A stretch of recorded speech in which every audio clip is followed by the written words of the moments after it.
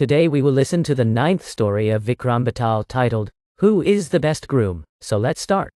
King Vikramaditya had tried many times to catch Betaal and take him to the yogi.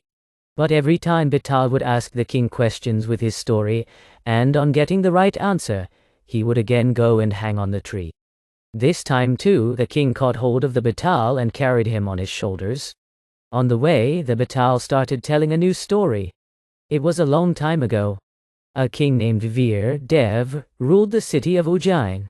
King Veer Dev was a just and caring ruler for his subject. His queen Padma was also a very kind and intelligent woman. The king and queen had only one child, Princess Rupmati. Rupmati was not only beautiful, but she was also very intelligent and curious by nature. She was very fond of traveling around her kingdom and learning about the people. One day she decided to go on a city tour with her friends and ministers. Their purpose was to know the condition of the kingdom and give gifts to the needy people. During the tour, the princess met a man who gifted her a very beautiful sari. The sari was so beautiful that the princess could not stop praising it. She asked the man, "Where did you buy this sari from?"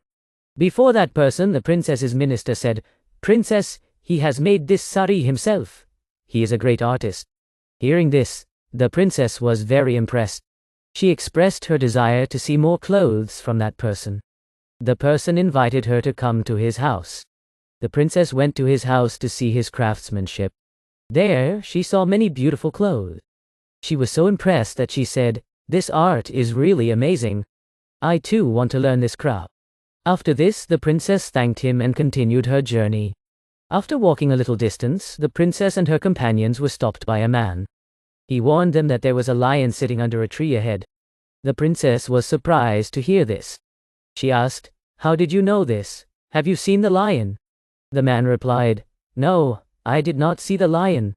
But my bird friends have told me about it." The princess was even more surprised to know that the man could understand the language of birds and animals. She asked, "Is it true that you understand the language of animals and birds?" The man nodded and said, "Yes, this is my specialty, this is my family, and I live with them." The princess expressed her desire to learn this art from him. But the man politely said, "I cannot come to the palace and teach you this, because I cannot leave these birds and animals of mine." The princess respected his feelings and said, "If I ever get a chance, I will come to you myself and try to learn this knowledge." During the long journey, the princess's health deteriorated. Her ministers immediately decided to take her to a famous doctor nearby. The doctor treated the princess, and within a few hours, she became completely healthy. The princess thanked the doctor and asked the other patients present there about the doctor.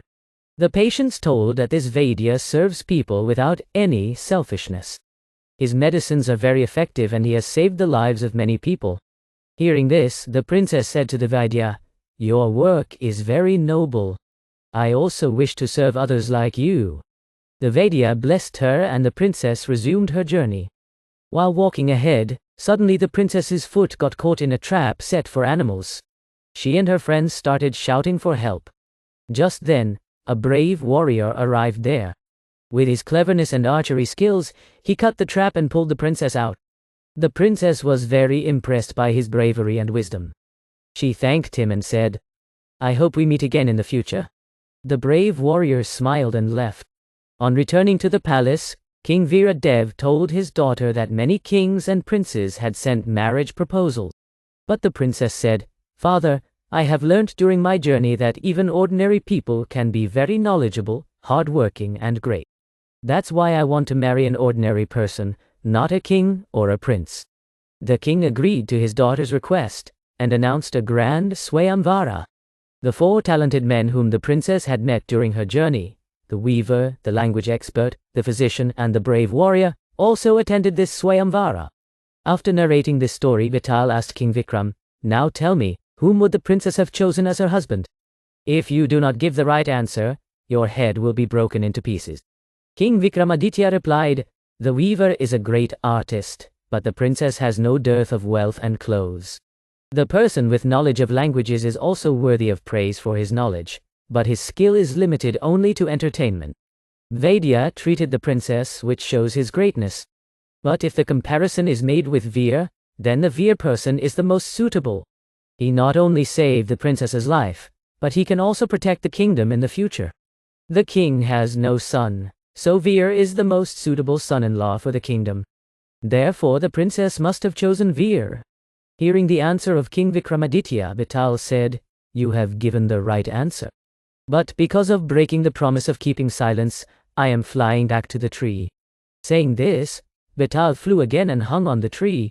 From this story, we learn that qualities are important, but it is wise to choose the right quality based on circumstances and need.